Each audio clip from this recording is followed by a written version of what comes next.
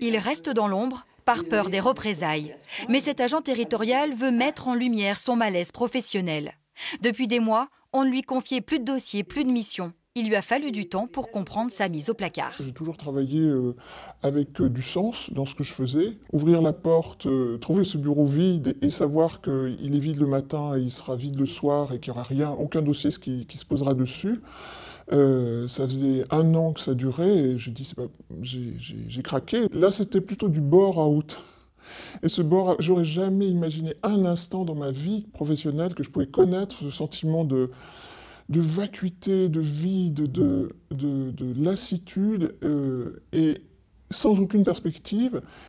Toutes les questions que j'ai posées n'ont jamais eu de réponse, n'ont jamais eu même d'accusé de réception.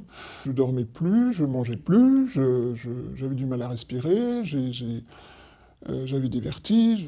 Je remercie mon médecin traitant de m'avoir obligé à m'arrêter, parce que quand on est dans la situation dans laquelle j'étais, on est, je m'en aperçois maintenant, dans une forme de déni. C'est-à-dire qu'on se dit, c'est pas possible que ça m'arrive à moi. Fin de parcours prématuré. Sans réponse de sa hiérarchie, l'agent décide de quitter son poste pour sauver sa peau. Son expérience ne serait pas isolée au sein de l'institution régionale.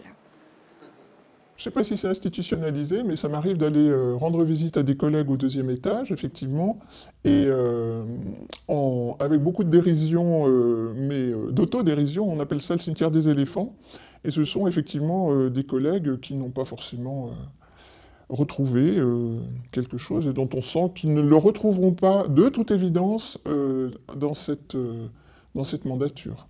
Aujourd'hui, même les syndicats ignorent combien d'agents sont dans ce type de situation. Ils réclament un audit externe pour évaluer les risques psychosociaux engendrés par la fusion des régions.